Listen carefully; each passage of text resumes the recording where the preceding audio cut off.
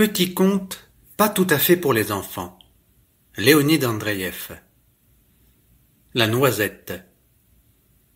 Il était une fois un adorable petit écureuil qui vivait dans une forêt verdoyante, et tout le monde l'aimait. L'été, il était roux, mais l'hiver, quand tout était blanc autour de lui, il s'habillait de blanc. Il était très à la mode, ce petit coquet. Et ses dents étaient toutes blanches et pointues, de merveilleuses petites dents croqueuses qui broyaient les noisettes comme des casse-noisettes. Mais malheureusement, cet écureuil était raisonnable. Oui, raisonnable. Et voici quel malheur, quelle infortune en découla. Aujourd'hui encore, dans la forêt verdoyante, tous pleurent quand ils songent à cette navrante histoire.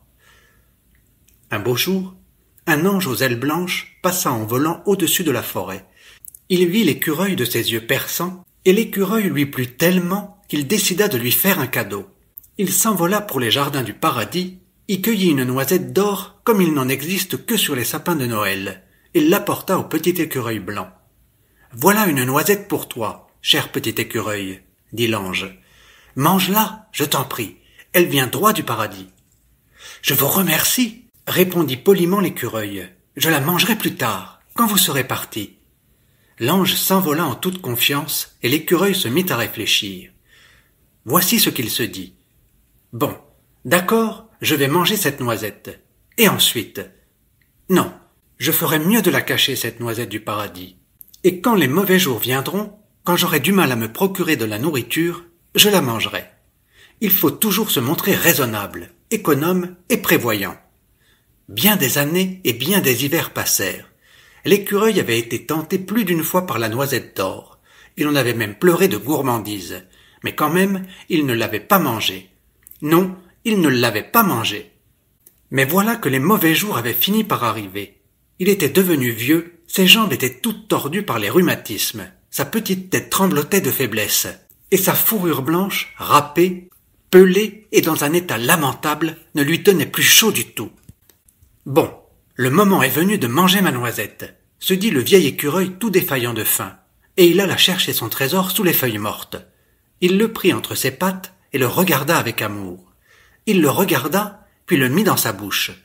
Il le mit dans sa bouche, mais là, impossible de le croquer. C'est que l'écureuil n'avait plus de dents. Et oui, il n'avait plus de dents. L'ange aux ailes blanches passe en volant au-dessus de la forêt blanche, et il voit gisant sous le grand arbre le vieil écureuil mort dans sa fourrure toute râpée, qui tient entre ses pattes la noisette d'or, la noisette du paradis. Moralité, quand on te donne une noisette, Colia, mange-la tout de suite. Un misérable. Pétia, un gentil petit garçon, avait une très gentille maman qui lui apprenait tout le temps quelque chose et s'occupait de son éducation. Ils habitaient dans une grande maison avec des oies et des poules qui se promenaient dans la cour. Les poules leur pondaient des œufs, quant aux oies, on les mangeait. Il y avait aussi dans cette cour un petit veau que tout le monde aimait. Pour s'amuser, on l'appelait Vassia, et ce petit veau grandissait afin qu'on puisse en faire des boulettes de viande pour le gentil petit Pétia. Un jour, sa maman l'emmena à l'étable et se mit à l'instruire. Voici ce qu'elle disait. « Tu vois comme ce veau est mignon, mon petit Pétia. Caresse-le. » Pétia le caressa, et le veau était tout content. Il se disait « Tiens, je vais leur demander du lait. » Et on lui donna du lait. « Regarde, Pétia, » disait maman. « Maintenant, il boit du lait. Et plus tard, on en fera des boulettes de viande pour toi, si tu es sage et obéissant. » Pétia claqua des talons et dit « Je remercie mes précepteurs et mes parents pour la sollicitude dont ils me comblent sans cesse. Mais j'aimerais bien savoir, ma chère maman, avec quelle partie du veau on fait des boulettes. » La maman, toute contente d'avoir un fils aussi intelligent et aussi avide d'apprendre, lui montra sur le veau. « Regarde, Pétia, et retiens bien. C'est avec cette partie-là, sous les côtes, que l'on te fera des côtelettes. Tu aimes les côtelettes ? » « J'aime tout ce que tu me donnes dans ta grande bonté, ma chère maman, » répondit Pétia. Cet imbécile de petit veau les écoutait et pensait en stupide petit veau qu'il était. « Mon Dieu, mais de quoi parle-t-il ? Je commence à avoir carrément peur. » La maman embrassa son petit Pétia et continua à l'instruire. « Avec cette partie-là, on te fera des boulettes de viande hachée. Et sa langue, Montre-nous ta langue, petit veau. On la mangera froide avec du réfort. La cervelle et les pattes, on pourra les préparer en gelée. Mais Pétia l'interrompit et dit « Je sais, maman. Avec sa queue, on fera un petit fouet. » Maman éclata de rire et complimenta Pétia d'être si intelligent. Puis, ils rentrèrent à la maison boire du thé avec du lait de vache. Cet imbécile de petit veau était si épouvanté par cette conversation qu'il en tremblait de tout son corps, et se disait, en stupide petit veau qu'il était, « Mon Dieu, mais je crois bien qu'ils veulent me manger. C'est carrément affreux. Je ferais mieux de m'enfuir dans la forêt. Comme ça, je serais sauvé. » Mais là, sa conscience se réveilla et lui dit d'une voix ferme, « Petit misérable, on doit faire de toi des boulettes de viande pour le gentil petit Pétia. Et toi, tu veux te sauver. C'est vraiment très très mal. » Mais Vassia n'écouta pas la voix de sa conscience. Il rompit sa corde et s'enfuit dans la forêt. Cet idiot, il croyait qu'ainsi il serait sauvé. Mais dans la forêt, dans la forêt, ce sont les loups qui l'ont mangé. Et oui, les loups. Il pensait qu'il serait sauvé, le misérable, mais il avait oublié les loups. Moralité, petit misérable, ne te sauve pas. De toute façon, les loups te mangeront. Le faux rouble et le gentil monsieur. C'était un monsieur terriblement gentil. Il ne pouvait pas supporter de voir quelqu'un pleurer, être triste ou avoir envie de quelque chose. Tout de suite, il lui venait en aide. C'était un monsieur si gentil que pas une seule dame ne pouvait être plus gentille que lui. Un jour, il se rendit sur un débarcadère au bord de la Neva pour passer sur l'autre rive. Il était là à attendre le bateau en regardant tout le monde avec gentillesse. Tout à coup, il voit un petit garçon qui pleure. Les larmes ruissellent sur son visage, et chacune d'elles est si énorme qu'on pourrait remplir un seau entier avec. Le gentil monsieur demande, tout ému, « Pourquoi pleures-tu comme ça, mon petit garçon ?» Et le petit garçon répond en continuant à pleurer, « Voici pourquoi je pleure, monsieur. Mon grand frère m'avait donné un rouble pour que je rentre à la maison, sur l'autre rive, et voilà que ce rouble est faux. Personne n'en veut. Et maintenant, je vais mourir si vous ne me sauvez pas. » Le gentil monsieur réfléchit et dit, « J'ai décidé de te sauver, mon garçon. Voilà un vrai rouble en argent. Prends-le, ne crains rien, et donne-moi ton faux rouble. J'essaierai de l'écouler, si telle est la volonté de Dieu qui est témoin de ma bonté. » Et ils firent l'échange. Le petit garçon prit le vrai rouble et donna le faux au gentil monsieur, et il retourna chez lui sur l'autre rive. Le gentil monsieur, lui, entra dans une boutique et dit « Donnez-moi une dizaine de cigarettes pour 6 kopecks, je vous prie. » Le boutiquier lui donna une dizaine de cigarettes et le monsieur lui remit en échange le faux rouble, en se disant avec une certaine inquiétude qu'il allait immédiatement crier « Au voleur !» et appeler un sergent de la ville. Mais le boutiquier était vieux, sourd et aveugle, et de façon générale, il n'était pas très malin. Il prit le faux rouble pour un vrai et rendit 94 kopecks de monnaie au gentil monsieur. Le monsieur s'en alla là où il devait se rendre. Pendant tout le trajet, il se réjouit de sa propre bonté, et, avec des larmes au fond de son âme, il rendait grâce à la sagesse de la Providence. Moralité pour les faux monnayeurs, quand on a besoin d'écouler un faux rouble, il ne faut pas le donner à un enfant, mais à un gentil monsieur. Lui, il s'en débarrassera. La terre. 1. Le Dieu de miséricorde fit venir un ange tout de blanc vêtu et lui dit « Tends l'oreille vers la terre et écoute. Quand tu entendras quelque chose, dis-le-moi. » L'ange écouta longuement et répondit « J'entends une sorte de sanglot.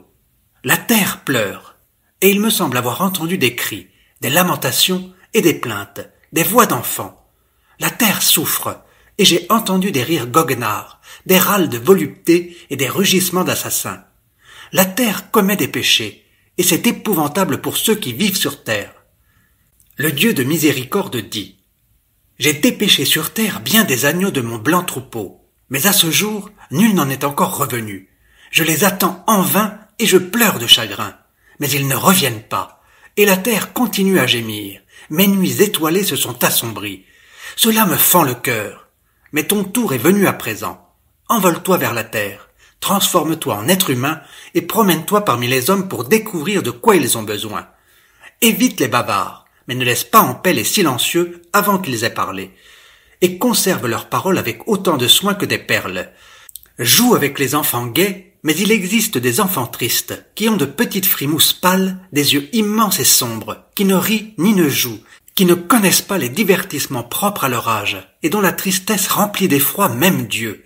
Ces enfants, comble-les de ton amour, et de ton angélique bonté. Quant à moi, je t'attendrai avec émotion. J'empêcherai l'obscurcissement des étoiles, et je multiplierai leur lumière de la lumière de mon espérance. L'ange reçut sa bénédiction, et se précipita docilement sur la terre terrible et inconnue, dans le scintillement de ses vêtements blancs. Cette nuit-là, sur la terre, il y eut un orage et une tempête. Bien des gens périrent sous les décombres des maisons et dans le gouffre marin, et les éclairs étincelaient. 2. L'ange est revenu dans le scintillement de ses vêtements blancs, et il attend humblement les questions. Le Dieu de miséricorde se réjouit, et pour fêter cela, il a commandé à un grand nombre de nouvelles comètes de se mettre à briller et de former un demi-cercle de lumière. Le Dieu de miséricorde est content de voir que les vêtements de l'ange sont toujours aussi blancs et aussi resplendissants, et c'est par cela qu'il commence. Ton aspect me réjouit, il est véritablement digne des cieux. Mais dis-moi, mon cher petit, il n'y a donc pas de boue sur la terre? Je ne vois pas une seule tache sur tes vêtements. L'ange répondit, si, père, il y a beaucoup de boue sur terre, mais j'ai évité d'y toucher, c'est pourquoi je ne me suis pas taché. Le Dieu de miséricorde fronça les sourcils et demanda d'un air dubitatif. Se peut-il que l'on ait cessé de verser le sang rouge sur la terre?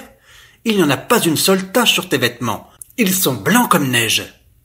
L'ange répondit, si, père, le sang rouge coule sur terre, mais j'ai évité d'y toucher, c'est pourquoi je suis si propre. Et comme il est impossible, quand on se promène parmi les hommes, d'éviter leur boue et leur sang, et de ne pas salir ses vêtements, je ne suis pas descendu sur la terre elle-même. J'ai volé à une hauteur assez basse, en adressant de là mes sourires, mes reproches et mes bénédictions. Le Dieu de miséricorde dit, il est très difficile de découvrir ainsi de quoi les hommes ont besoin, mais peut-être l'as-tu quand même découvert.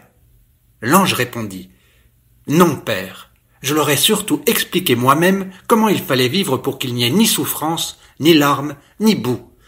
Mais ils écoutent mal. Père, ils sont toujours aussi sales, de vraies bêtes. À mon avis, il faut tous les exterminer. C'est ce que tu penses? Oui, père. Et le pire, ce n'est pas que, jour et nuit, avec des larmes et des jurons, ils invoquent indifféremment ton nom et celui du diable, qu'ils pataugent dans une boue sanglante. Non, ce qui est affreux, révoltant et inimaginable, c'est que tes anges, ceux que tu avais envoyés, les blancs agneaux de ton troupeau, ils les ont souillés au point de les rendre méconnaissables, ils les ont éclaboussés de boue et couverts de sang, ils les ont initiés à leurs péchés et à leurs crimes. Tu les as vus? Hélas, oui, père, mais je ne les ai point salués. J'ai fait mine de ne pas les reconnaître, car nombre d'entre eux n'étaient même pas à jeun. Ils prononçaient des discours violents et tentateurs. Ils commettaient des actes inconvenants et même dégradants. Où les as-tu donc vus, mon cher enfant? J'ai honte de le dire, père. Je les ai vus dans les tavernes et les prisons, où ils mangent à la même gamelle que les voleurs et les assassins. Je les ai vus parmi les adultères, les journalistes et les pêcheurs de toutes sortes. Quant à ce que sont devenus leurs vêtements, c'est impossible à raconter. Non seulement leur coupe angélique a disparu, mais l'étoffe est en lambeaux et la couleur originelle est presque indiscernable. Voulant être soigneux, ils les ravaudent avec des pièces de couleur, et même du rouge. J'ai entendu dire en passant que beaucoup d'entre eux ont la nostalgie des cieux, et savent même en parler, mais ils ont peur de rentrer dans un tel état. Une nuit, le long d'une route, j'ai vu un mendiant qui dormait. Il était ivre et délirait, et j'ai reconnu en lui un renégat, un de ceux que tu as dépêchés là-bas, muni de ta confiance. Et voici ce que j'ai pu saisir parmi ces imprécations incohérentes et blasphématoires. Mon cœur souffre sans les cieux dont je suis privé, mais je ne veux pas être un ange parmi les hommes. Je ne veux pas de vêtements blancs, je ne veux pas d'elle. C'est mot pour mot ce qu'il a dit, père. Je ne veux pas d'elle. 3. Ainsi parlait l'ange en lissant ses ailes blanches comme neige, et il s'attendait à de grands éloges pour sa propreté et sa sage prudence. Mais au lieu de cela, son père entra dans une immense et terrible colère, vouant l'ange si propre à des malédictions éternelles et inexorables. Quand le tonnerre de ses paroles se fut apaisé et que les éclairs de ses yeux eurent un peu atténué leur terrible éclat, le Dieu de miséricorde reprit d'une voix douce. « Va-t'en d'ici, et ne reviens pas avant d'avoir communié par ton corps et par ton esprit avec les souffrances de l'homme. Comprends et n'oublie pas, mon cher enfant, que si des vêtements blancs sont une obligation pour ceux qui n'ont jamais quitté les cieux, pour ceux qui sont allés sur la terre, des vêtements aussi propres que les tiens sont une honte, une infamie. Je vois que tu t'es protégé toi-même à l'extrême, mais les hommes vers qui je t'avais envoyé, tu ne les as pas protégés. C'est pourquoi tu m'es odieux. Va-t'en vite, car le tonnerre me remonte à la gorge. Et quand tu verras sur terre ceux qui furent jadis mes envoyés et qui ont peur de revenir, dis-leur avec douceur et miséricorde, car c'est en mon nom que tu parleras, revenez dans les cieux, n'ayez pas peur, votre Père vous aime et vous attend. L'ange humilié ricana avec amertume, et même avec fiel, mais il reprit un air modeste et répondit en baissant ses yeux rusés. « Je le leur ai déjà dit, ils ne veulent pas. »« Qu'est-ce qu'ils ne veulent pas ?»« Revenir dans les cieux. » « Ils ont peur. Dis-leur que je leur donnerai de nouveaux vêtements. »« Non, ils ne veulent pas. Ils disent, nous retournerons aux cieux et revêtirons de nouveau des vêtements blancs, mais ceux qui restent, si nous retournons aux cieux, ce sera tous ensemble. Seuls, nous n'irons pas. » Le Dieu de miséricorde devint songeur et réfléchit longuement. Il finit par dire, « Alors, c'est donc ainsi sur la terre. Je vois l'impuissance de mes anges, et je commence à me demander si je ne devrais pas m'y rendre moi-même. » L'ange dit, « Cela fait longtemps qu'ils t'appellent et t'attendent. Mais pardonne mon audace, Père. Si tu descends toi-même sur la terre, toi non plus tu ne reviendras plus ici. » Le Dieu de miséricorde s'écria, « Et mes cieux alors, ils seront vides. Ils disent que lorsque tes cieux seront sur la terre, ni eux, ni toi, ni les hommes qui souffrent n'auront besoin d'autres cieux. C'est ce qu'ils disent, et je vois à présent qu'ils ont raison. Adieu, Père, adieu pour toujours. » Sur ces mots, l'ange redescendit sur terre et se perdit à jamais dans le sang et les larmes. Et les cieux s'abîmèrent dans une pénible méditation, scrutant du regard la petite terre triste, si petite, si terrible et si invincible dans son malheur. Les comètes de la fête s'éteignaient doucement, et dans leur lueur rougeoyante, le trône semblait déjà vide et mort. Un brave petit loup. Un loup marchait dans la rue en flanquant des coups de queue à tous les passants. Il avait une queue piquante et dure comme un bâton. Tantôt il frappait un gamin, tantôt c'était une fillette. Et il cogna une vieille femme si fort qu'elle tomba et se blessa le nez jusqu'au sang. Les autres loups rabattent leur queue entre leurs pattes quand ils marchent, mais celui-là la dressait en l'air. C'était un loup très brave, mais il était aussi très bête. Un sergent de ville l'avait vu faire tomber la vieille femme, et il lui dit « Attention, loup, si tu frappes les gens avec ta queue, je te la couperai avec mon sabre. Pourquoi as-tu frappé cette vieille femme ?» Le loup mentit et dit « C'est elle qui est venue se jeter sur ma queue. Tu ne vois donc pas qu'elle est aveugle ?» Dire qu'il est sergent de ville en plus. C'était vrai que la vieille femme était aveugle. Et cette fois-là, le sergent de ville le crut. Le loup éclata de rire en montrant les dents, et se dit « Je l'ai bien eu, que le diable m'emporte !» Il avait la mauvaise habitude de jurer de cette façon, en disant toujours que le diable m'emporte. Le loup poursuivit son chemin et recommença à donner des coups de queue à tout le monde. Il frappa une personne, puis une autre. Il vit un vieillard et lui flanqua un coup en plein sous le genou. Or le vieillard avait dans les mains un panier rempli d'œufs.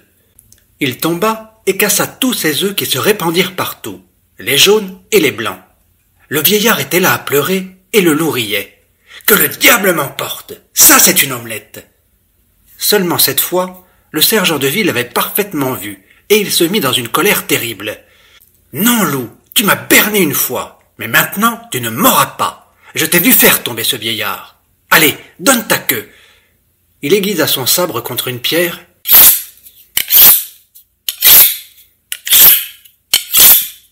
trancha la queue du loup et lui mit un pansement pour empêcher le sang de couler.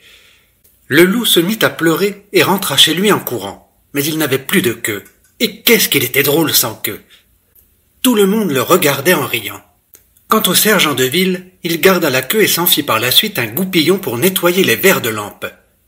Le loup arriva chez lui en se disant que sa femme allait le plaindre.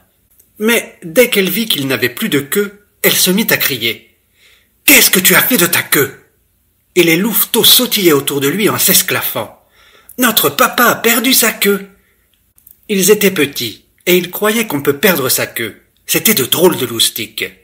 Le loup se rendit compte que les choses allaient mal, et que personne ne le plaignait. Alors il se fâcha et se mit à crier. « Que le diable m'emporte! C'est ma queue, pas la vôtre, et j'en fais ce que je veux. Je l'ai peut-être donnée à un mendiant. Qu'est-ce que vous en savez? C'est que j'ai bon cœur, moi. » Même là, il essayait de mentir. C'était un malin, ce loup. Seulement sa femme ne le crut pas. Elle le connaissait bien, et elle se fâcha. Elle se fâcha et fit venir un juge chauve. Qu'il décide, lui, si le loup avait le droit de donner sa queue à qui il voulait. Le juge chauve arriva et demanda. « Tu es marié, loup, ou bien célibataire ?»« Il est marié, » répondit la louve. « Et avec qui est-il marié ?»« Avec moi. »« Il a des enfants ?» Les louveteaux sautillèrent et crièrent. « C'est nous, ces enfants! Lui, c'est notre papa !» Alors le juge chauve commença à réfléchir, et, pour faciliter les choses, il se mit debout sur la tête. Il disait que quand il se mettait comme ça, toutes ses pensées descendaient de ses pieds vers sa tête. C'est pour ça qu'il était chauve, parce qu'il était tout le temps debout sur la tête, et avait fini par user ses cheveux. Il réfléchit, et resta comme ça longtemps, pendant 2 jours. Son visage était même devenu rouge comme une pastèque. Puis il se redressa, frotta son crâne chauve avec un chiffon, et dit « Étant donné que le loup est un homme marié, seule une moitié de sa queue lui appartient, l'autre moitié appartient à sa femme et à ses enfants. Montre-nous ce qui te reste de ta queue, loup. » Le loup montra, et tous poussèrent un cri. Il ne restait qu'un demi-pouce de queue, pas plus. Le juge hocha sa tête chauve et prit la décision suivante. « Tu dois aller voir un docteur, loup, pour qu'il te couse une nouvelle queue. Quant à toi, louve, veille à ce que ce soit une bonne queue, à ce qu'elle soit solidement cousue. Le mieux, ce serait en plus de la fixer avec une épingle de sûreté. » Tous furent très satisfaits de la décision du juge chauve. Même le loup était satisfait. Il faut dire que ce n'était pas commode du tout de ne plus avoir de queue. Impossible de balayer la poussière quand on veut s'asseoir par terre. Impossible de chasser les mouches, et puis, c'était très laid. Le loup courut donc chez un docteur. Il était même tout essoufflé. Il sonna, et il attendit. Le docteur sortit, chaussa ses grosses lunettes, et demanda. « Où avez-vous mal, monsieur le loup ?» Et le loup de lui raconter son histoire. Le docteur prit un cornet et dit. « Écartez un peu les poils de votre poitrine, je vais vous ausculter. »« Que le diable m'emporte !» dit le loup. « À quoi bon m'ausculter? Ça se voit très bien sans ça que je n'ai plus de queue. J'ai donc de la musique dans le ventre pour que vous écoutiez avec un cornet ?» Il était très fâché, mais le docteur secoua la tête et dit. « Ah, comme vous êtes impatient, loup! Vous avez peut-être quelque chose qui ne va pas dans le ventre. Il faut que je vous ausculte. » Il n'y avait rien à faire. Le loup dut se coucher sur le dos et lever les pattes pendant que le docteur l'auscultait. Tout allait bien dans le ventre du loup. Puis le docteur prit un grand marteau en métal et lui donna un coup sur la tête. Tout allait bien aussi dans la tête du loup. « Je vois à présent que ce qui ne va pas chez vous, loup, c'est que vous n'avez pas de queue, » dit le docteur. « Que le diable m'emporte! Cela fait 1 heure que je vous demande de m'en coudre une, docteur. » Le docteur se mit à réfléchir, il consulta un livre. Et comme c'était un homme très bête, voici ce qu'il imagina.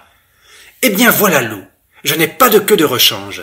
Alors, je vais vous coudre un fer à repasser. »« Quoi ?» s'écria le loup. « Mais oui, un fer à repasser, un grand fer brûlant. Cela sera très commode, vous pourrez même repasser votre linge. Et puis, ce sera très joli. » Le loup accepta. Cela lui plaisait beaucoup de pouvoir repasser son linge. Seulement, quand le docteur lui eut cousu le fer brûlant, cela donna quelque chose de très fâcheux. Il marchait dans la rue et le fer brûlant lui grillait les pattes. S'il se mettait à courir, le fer brûlant brinque-ballait entre ses pattes. Il cognait si fort contre les pierres qu'on aurait dit tout un régiment de soldats qui passait. Et tout le monde éclatait de rire en voyant un loup avec un fer à repasser en guise de queue. Le sergent de ville riait, les chevaux riaient, les chiens riaient. Même les chats grimpaient sur les toits et se tordaient de rire. Un petit chaton blanc riait tellement fort qu'il s'étrangla, et on dut lui faire avaler du lait de force. « Ça alors, que le diable m'emporte !» songea le loup en son fort intérieur. « Dire que j'étais un beau gaillard, le plus beau de tous, Et maintenant, même les petits chats se moquent de moi. Comme il était fatigué. C'est que le fer à repasser était très lourd, 5 livres. Il voulut s'asseoir pour se reposer, et le voilà qui s'assit en plein sur le fer brûlant. Il bondit en hurlant. « Ah! Sacrebleu! Je me suis brûlé !» Et il se remit à courir. Chez lui, ce fut encore pire. Les louveteaux voulurent toucher la nouvelle queue de leur papa, et ils se brûlèrent eux aussi, et se mirent à pleurer. La louve en glapit même de chagrin, et dit « Non mais, comment peut-on être aussi bête, loup? Est-ce que c'est une queue, ça? Retourne là-bas et ne reviens pas tant que tu n'auras pas une belle queue. » Et les louveteaux, eux, hurlaient et criaient « Notre papa est bête !» Le loup se mit en colère et les envoya tous au coin, un louveteau dans chaque coin, et le 5e, il l'enferma dans une pièce vide. Puis, il prit un fiacre à 20 kopecks et alla trouver un autre docteur. Mais ce docteur-là était très bête lui aussi, et voici ce qu'il imagina. « Écoutez, loup, un fer à repasser, ce n'est pas ce qu'il vous faut. Je vais plutôt vous coudre une commode. »« Quoi ?»« Mais oui, une commode, une grosse commode à 5 tiroirs. Ce sera très bien, vous pourrez y ranger votre linge, et ce sera très joli. » Et le docteur lui cousit une grosse commode en bois. Le loup marchait dans les rues en tirant sa commode à grand-peine, car elle était très lourde. Il était tout essoufflé, il transpirait et se disait « Ce serait bien si cette commode se détachait. » Seulement, le docteur l'avait cousue très solidement. Elle ne se détachait pas. Elle brinque-ballait derrière lui sur la chaussée. On aurait dit un wagon qui passait. Et tout le monde se moquait du loup. Le sergent de ville riait. Les chevaux riaient. Les chiens se tordaient de rire. Chez lui, sa femme le flanqua dehors. Elle ne lui donna même rien à manger. Or, ce jour-là, il y avait de la semoule de blé, des boulettes de viande et de la gelée. Rien que des choses délicieuses. Et le loup réfléchissait. Il était assis devant la porte et il réfléchissait. « Qu'est-ce que je vais faire maintenant? Comme ça, le ventre vide, je risque de tomber malade. Si au moins je pouvais manger de la gelée, juste une cuillerée. Que le diable m'emporte !» Un des louveteaux l'entendit et lui apporta un peu de gelée sur sa patte. « Tiens, papa, mange. Mais prends garde à ne pas t'enrhumer. Il fait très froid et tu es en nage. » Le loup mangea la gelée, embrassa son gentil petit louveteau, loua une grande charrette, s'installa dedans avec sa commode et alla voir un autre docteur. « Que voulez-vous que je vous couse, loup ?» demanda le docteur. « Vous voulez un samovar? Ce serait très commode pour prendre le thé. » Le loup s'affola et s'écria. « Encore quelque chose de brûlant? Non, je ne veux rien de brûlant, que le diable m'emporte. Cousez-moi n'importe quoi, mais que ce soit ni chaud, ni lourd, ni ridicule. » Le docteur se creusa la tête, mais c'était un homme très intelligent celui-ci, et voici ce qu'il imagina. « Venez, loup, je vais vous coudre un parapluie. » Et il lui cousit un grand parapluie. Le loup marchait dans la rue avec son parapluie grand ouvert. Il avait l'air si digne qu'il ne voulait regarder personne. À ce moment-là, il pleuvait. Tout le monde était trempé. Seul le loup était au sec. Et on le regardait en se disant « Qu'il est intelligent ce loup! Nous, on est tout trempés. Il est le seul à être au sec. » Les chats surtout l'enviaient. Ils ont très peur de l'eau. Et quand il pleut, ils sont obligés de rester à l'intérieur. Ils ne peuvent pas se promener. Le loup rencontra le juge chauve et celui-ci lui fit des compliments. « Bravo, loup! Maintenant, vous avez tout d'un général. » Et le loup se dandinait. Il prenait de grands airs. Il glissa une cigarette entre ses lèvres et dit au juge chauve « Vous n'avez pas du feu? J'ai envie de fumer. » Seulement, en réalité, il ne savait pas fumer. Dès qu'il eut allumé sa cigarette, il se mit à tousser et à éternuer. Les larmes lui coulaient des yeux. Il était drôle à voir.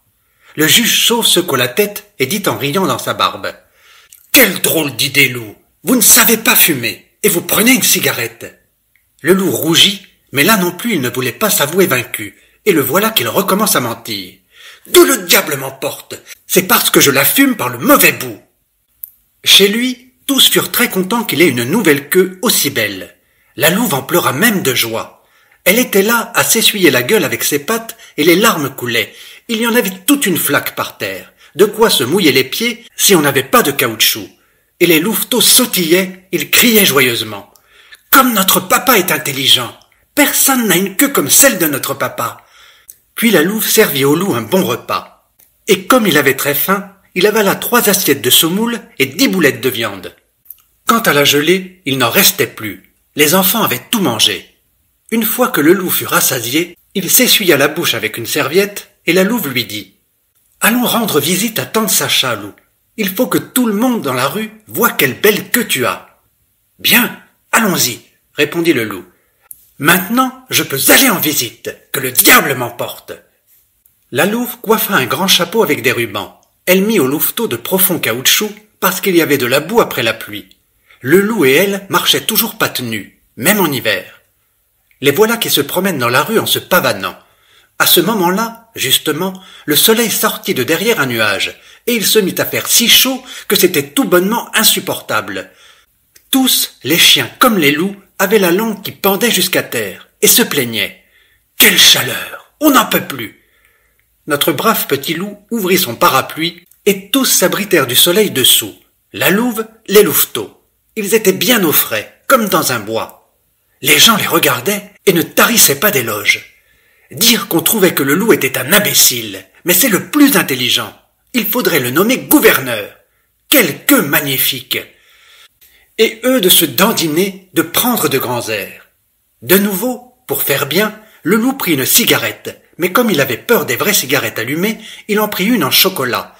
Seulement voilà que tout à coup, venant d'on ne sait où, une violente tempête éclata, un véritable ouragan, et le vent se mit à souffler si fort que la poussière, les feuilles mortes et les bouts de papier tournoyaient sur le sol. Il soufflait si fort sous le grand parapluie ce vent, que le parapluie s'envola en emportant le loup au-dessus des toits, droit vers les nuages. Le loup, stupéfait, ouvrait de grands yeux et se disait « Ça alors, quelle histoire! Que le diable m'emporte! Je ne savais pas que je pouvais voler, mais cela ne me plaît pas du tout. » La louve leva la tête et cria « Loup! Hé loup! Où vas-tu? »« Comment veux-tu que je le sache ?» répondit le pauvre loup. Les louveteaux, ces petits imbéciles, se réjouissaient. Ils sautillaient et criaient joyeusement « Notre papa est devenu un corbeau! Notre papa sait voler! Comme il est brave !» Et le loup s'envola derrière les nuages. Personne ne sait tout. La louve poussa un soupir et dit aux louveteaux « Taisez-vous les enfants! Ce n'est pas parce qu'il est brave que votre papa s'est envolé, c'est parce qu'il a une queue épouvantable. Quant à vous, souhaitez souvent que votre papa revienne, on s'ennuie beaucoup sans lui. » Ils ne rendirent pas visite à la tante Sacha. Ils rentrèrent à la maison et se couchèrent. Et avant de s'endormir, ils se demandaient tous « Mais où donc s'est envolé notre papa ?»